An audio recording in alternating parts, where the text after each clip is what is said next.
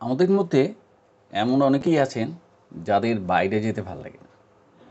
অন্ধকার ঘরে বসে হয় তারা গান শুনছেন কিংবা অন্য কিছু করছেন, মোবাইল ফোন ঘাঁটছেন।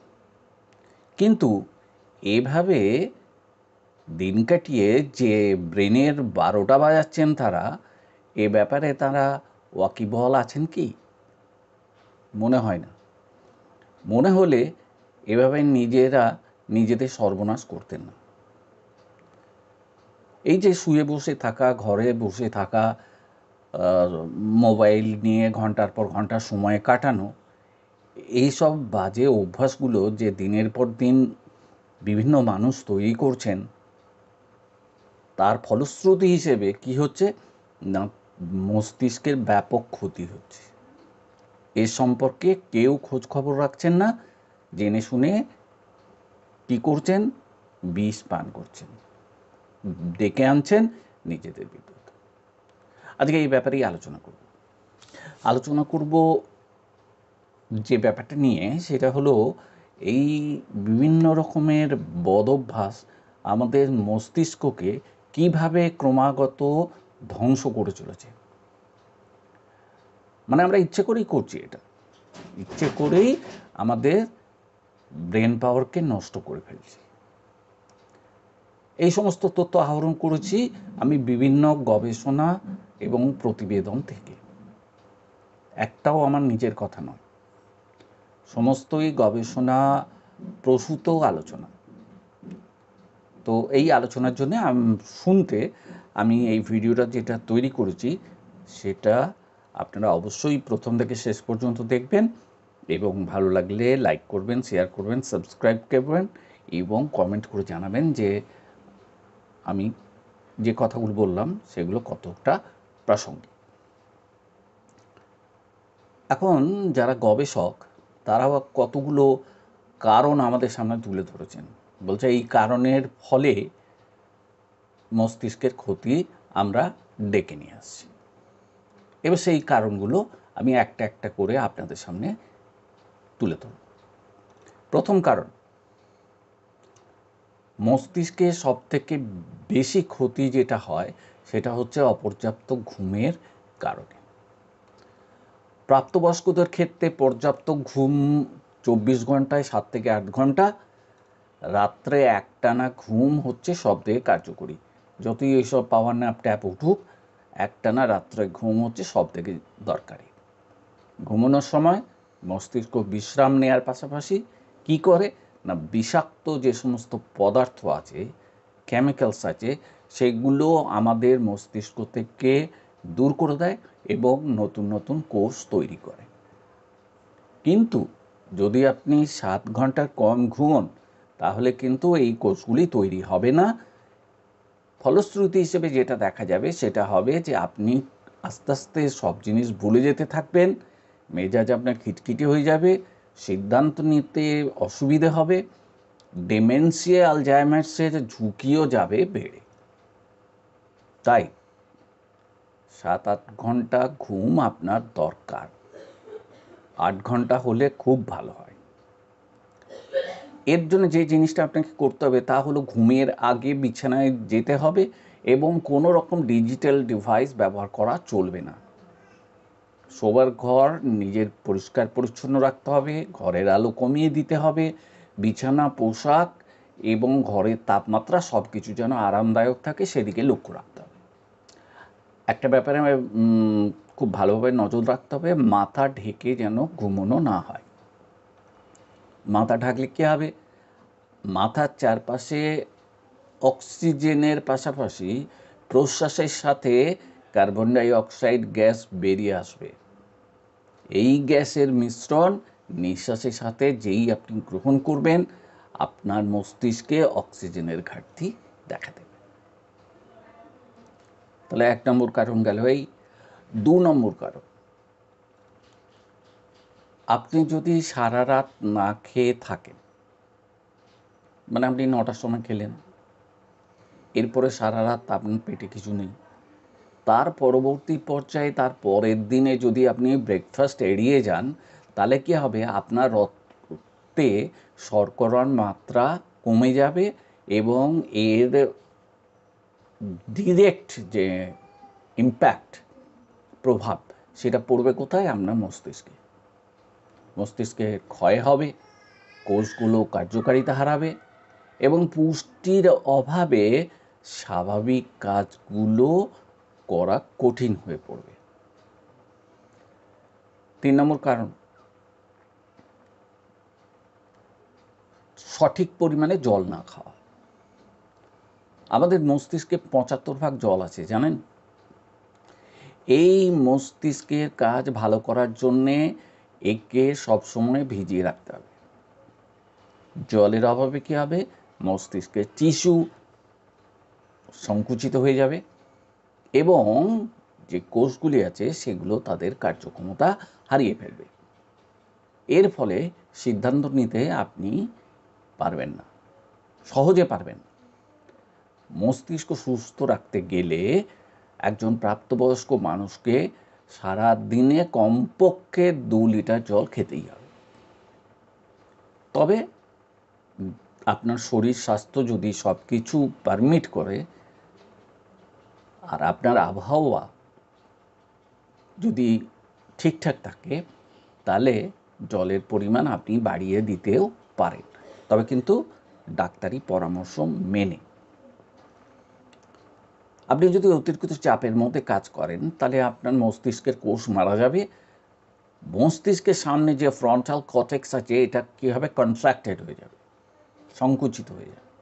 ফলে স্মৃতিশক্তি, চিন্তা শক্তি যেটা সেটা ক্ষতিগ্রস্ত হবে। যারা খুব খুঁতখুঁতে, অন্য লোকের কাজ পছন্দ করেন না, ভরসা করতে পারেন না, না বলতে শেখেননি যারা, তারা বেশি মানসিক চাপে ভোগে।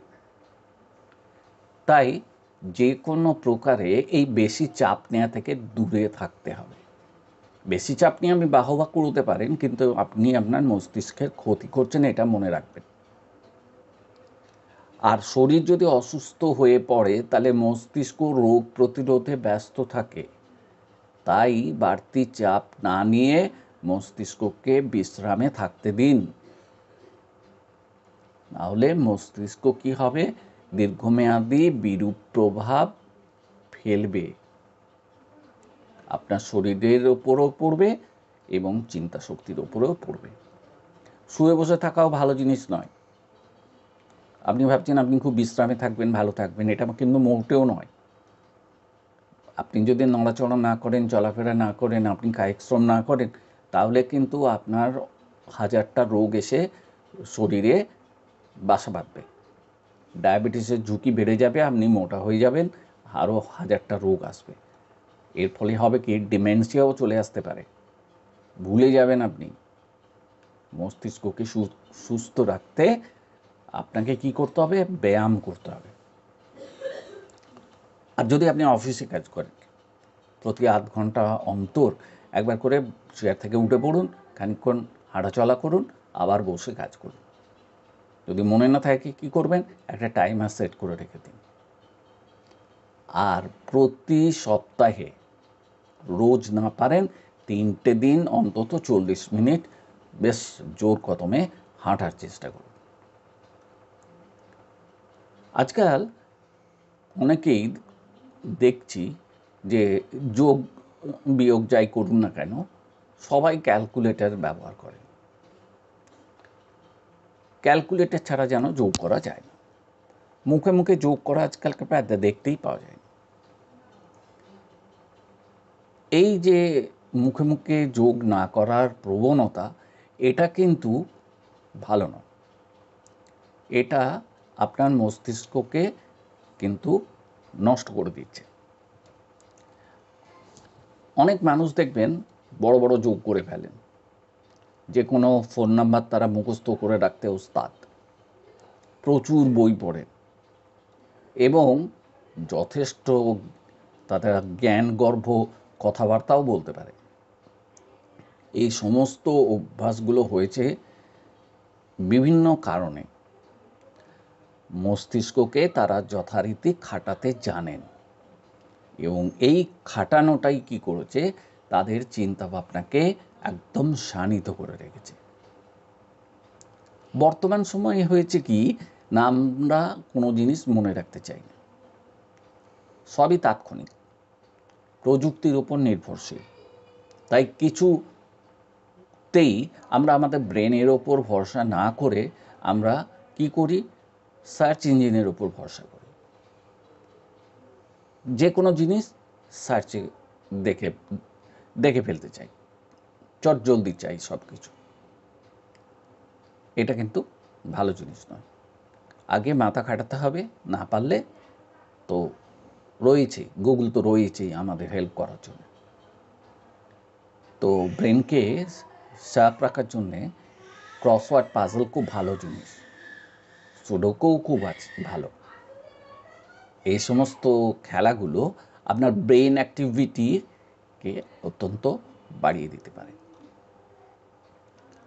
এরপরে সবথেকে বাজে জিনিস যেটা হচ্ছে হেডফোন কানে লাগিয়ে উচ্চ ভলিউমে গান শোনা। এই যে হাই ভলিউমে গান শোনেন, এটা কি করে আপনার শ্রবণযন্ত্রে মারাত্মক ক্ষতি করে দিচ্ছে। শ্রবণযন্ত্রের যদি ক্ষতি হয় সেটা কিন্তু রিপেয়ার করা অত্যন্ত মুশকিল, এটা মাথায় রাখবেন। এবং এর প্রভাব সোজাসুজি কোথায় গিয়ে পড়ে, মস্তিষ্কে। গবেষকরা বলছেন শ্রবণ শক্তি যাদের হ্রাস পেয়েছে সেই সমস্ত ব্যক্তির মস্তিষ্কের টিস্যু ব্যাপকভাবে ক্ষতিগ্রস্ত হয়েছে এবং এর ফলে হয়েছে কি অ্যালজাইমার্স রোগে আক্রান্ত হবার প্রবণতা গেছে বেড়ে।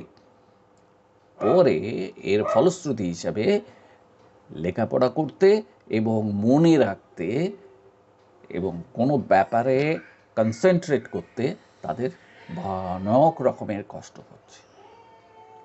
হেডফোন ব্যবহার করার আগে আপনি একটু ভাবুন, যদি শুনতেই হয় 60% বেশি আপনি ভলিউম বাড়াবেন না।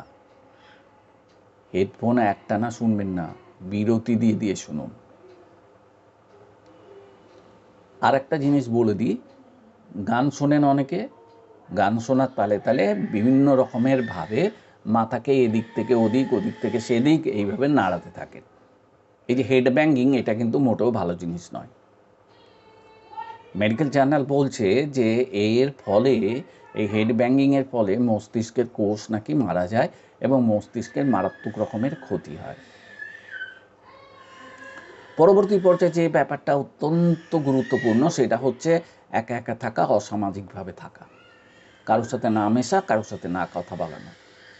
এই একা একা সময় কাটানো আপনার মস্তিষ্কের উপর এমনই কুপ্রভাব ফেলবে, যেমন আপনি ঘুম না হলে যে প্রভাবে আক্রান্ত হন। মানুষের সঙ্গে মিশুন, মানুষের সঙ্গে সময় কাটান। একা থাকলেই আপনি উদ্বেগের মধ্যে থাকবেন, আর এই একা থাকার থেকে ডিপ্রেশন আসবে, অ্যাংজাইটি আসবে, ডিমেনশিয়া, আলজাইমার্সের মতো রোগ এর আশঙ্কা যাবে বেড়ে। তাই মস্তিষ্ক যদি সুস্থ রাখতে চান তাহলে পারিবারিক একটা বন্ডিং তৈরি করুন, বন্ধুদের সাথে মিশুন, হাসুন, কথা বলুন, গল্প করুন, আপনি দেখবেন ভালো থাকবেন। তবে সেই সব মানুষদের সঙ্গেই মিশবেন যাদের মানসিকতা অত্যন্ত পজিটিভ। নেগেটিভ মেন্টালিটির মানুষদের সঙ্গে কিন্তু কখনো মিশতে যাবেন না, আপনি নিজেও নেগেটিভ হয়ে যাবেন। যে সমস্ত মানুষ নেগেটিভ চিন্তাধারার সঙ্গে যুক্ত তাদের এড়িয়ে চলুন, কেননা এই নেগেটিভ মানুষরাই আপনাকে মানসিক চাপ, হতাশা এবং উদ্বেগ ধার দিয়ে দেবে। এর ফলে আপনি সুস্থ থাকবেন না, আর আপনার মস্তিষ্কে কি হবে না, অ্যামাইলয়েড জমে ডিমেনশিয়া এবং অ্যালজাইমার্স তৈরি করে দেবে।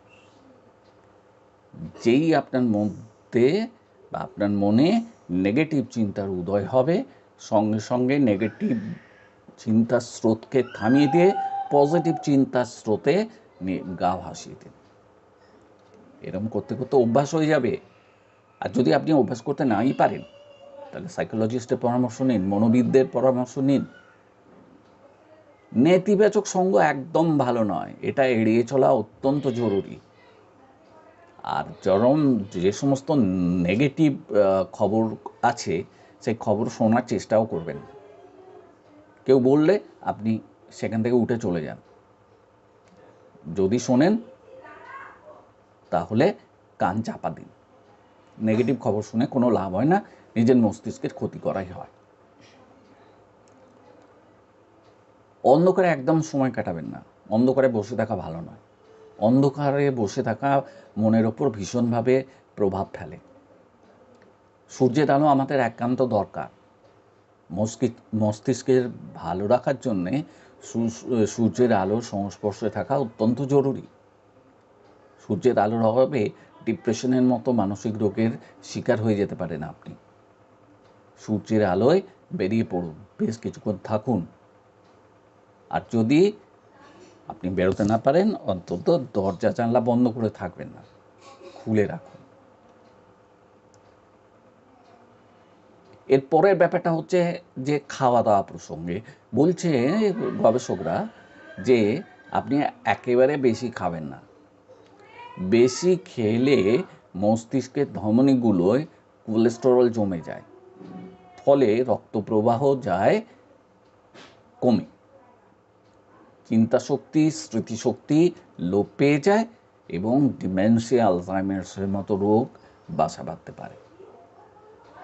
জাঙ্ক ফুড, ফ্রাইড জিনিস, অত্যন্ত সুগারি জিনিস, সফট ড্রিঙ্কস, এগুলো একদম ভালো নয়। এগুলো এড়িয়ে চলুন, সঠিক খাদ্যাভ্যাস গ্রহণ করুন। আর দৈনিক ক্যালোরির হিসেব রেখে খাওয়ার থেকে যতটুকু ভালো লাগে ততটুকু খান। কমও খাবেন না, বেশিও খাবেন না। আর যদি সম্ভব হয় যে কোনো একজন ডায়েটিশিয়ানের পরামর্শ আপনি নিতেই পারেন। অনেকেই আজকাল অ্যাপ ট্যাপ ব্যবহার করেন, জানি না কতটা কার্যকরী, কিন্তু আপনি নিজে বুঝে যদি খান তাহলে দেখবেন আপনি ঠিক খাচ্ছেন, সঠিক খাচ্ছেন। অনেকে বলছেন যে ফ্যাট খাওয়া যাবে না, এটা কিন্তু ঠিক নয়। কেননা আমাদের মস্তিষ্কের প্রায় 60% ফ্যাট, তাই আপনি সব ধরনের খাবারই খাবেন। এটা খাবো না, ওটা খাবো না বলে কোনো খাবার এড়িয়ে যাবার চেষ্টা করবেন না। আর যে ব্যাপারটা বারবারই বলেন, সবাই বলেন, আমরা জানি, জেনেও ভুল করি, সেটা হচ্ছে মদ্যপান এবং ধূমপান বন্ধ করা। ক্ষতিকারক সবাই জানে, স্ট্যাটিউটরি ওয়ার্নিং সমস্ত প্যাকেটেই আছে, কিন্তু কে মানে এসব কথা? বেশি ধূমপান করলে, মদ্যপান করলে মস্তিষ্কের স্নায়ু সংকুচিত হয়ে যায়, কোষ হয় ক্ষতিগ্রস্ত। এর ফলে কি আমাদের মস্তিষ্কে হিপোক্যাম্পাস, যেখানে বিভিন্ন রকমের স্মৃতি জমা হয়ে আছে আর কি, সেটা বিকশিত হতে পারে না, ফলে ডিমেনশিয়া হয় এবং এর প্রভাবে রক্তে অক্সিজেনের অভাব পর্যন্ত ঘটতে পারে। তাহলে এটা পরিহার করাই ভালো। অতিরিক্ত স্ক্রিন টাইমের কথা এখন সবাই বলেন, কিন্তু কেউই মানেন না। বেশি ক্ষতি করে ফ্রন্টাল কর্টেক্সকে, যেটা 25 বছর পর্যন্ত পরিবর্তন হয়ে থাকে, পরিবর্তিত হয়। যেসব বাচ্চা পর্দার সামনে দিনে 7 ঘন্টার বেশি সময় কাটায়, তাদের সেরিব্রাল কর্টেক্স পাতলা হতে শুরু করে। কেননা যে সমস্ত মোবাইলগুলো ইউজ করা হয়, তাদের ইলেকট্রোম্যাগনেটিক ফিল্ড থেকে যে রেডিয়েশন হয়, তার সংস্পর্শে বেশি থাকলে নানা রকমের কনফিউশন, হ্যালুসিনেশন, হেডেক ইত্যাদি নানাবিধ সমস্যা হতে পারে, ফ্রন্টাল হেডেক বিশেষত। এজন্যে নিজেরা স্ক্রিন টাইম কমান, আর বাচ্চাদের স্ক্রিন টাইম একদম কমিয়ে দিন, হাতে দেবেনই না। আর যেটা সবথেকে জরুরি, তাড়াতাড়ি কথা বলার জন্য অনেকে কী করেন, বালিশের নিচে ফোন রেখে দেন বা মাথার কাছে ফোন রেখে দেন, যাতে তাড়াতাড়ি উঠে ধরতে সুবিধা হয়। এটা একদম ভালো জিনিস না। ফোন মাথার কাছ থেকে দূরে সরিয়ে রাখাই ভালো, শরীরের কাছাকাছি ফোন একদম রাখবেন না, পকেটে রাখবেন না, রাখবেন কোথায়? ব্যাগে। আলাদা একটা ব্যাগ করুন ফোনের জন্য। আর যদি আপনাকে বেশি কথা বলতে হয় তাহলে কানে ফোন না রেখে স্পিকারে কথা বলুন। স্পিকারে কথা বললে আপনি নিজে শুনতে পাচ্ছেন, যার সঙ্গে কথা বলছেন তিনিও শুনতে পাচ্ছেন, সুতরাং আপনার সমস্যা হবার কথা নয়। কানে চেপে কথা বললে যে বেশি শোনা যায় এটা তো নয়, এতে আপনার ক্ষতিই হবে। আর একটা কাজ করুন, কথাবার্তা কম বলুন, বরঞ্চ মেসেজ করে আপনার যা বলার সেটা আপনার বন্ধুকে বা আপনি যার সঙ্গে কথা বলতে চাইছেন তাকে জানান। বাস, এইসব জিনিসগুলো একটু মাথায় রাখুন, তাহলে দেখবেন আপনার মস্তিষ্ক ক্ষতিগ্রস্ত হবে না, আপনি নিজে সুস্থ থাকবেন এবং বর্তমানে যে ডিমেনশিয়া, আলজাইমার্সের মতো রোগ মহামারীর মতো প্রায় প্রত্যেককেই গ্রাস করতে চলেছে, এর হাত থেকেও আপনি মুক্ত থাকবেন। তাহলে এই সামান্য কথাগুলো আমার, এগুলো আমি আপনাদের সামনে রাখতে পারলাম, বোঝাতে পারলাম। কতটা পেরেছি জানি না, তবে এগুলো মাথায় রাখলে আপনারাই ভালো থাকবেন। তো যদি ভিডিও আমার ভালো লাগে, লাইক শেয়ার করতে ভুলবেন না, আর কমেন্ট করে জানাবেন যে আমি যে কথাগুলো বললাম সেগুলো কতটা প্রাসঙ্গিক বা কতটা অপ্রাসঙ্গিক। সবাই ভালো থাকবেন, শুভরাত্রি। আবার পরবর্তীকালে পরবর্তী ভিডিওতে দেখা।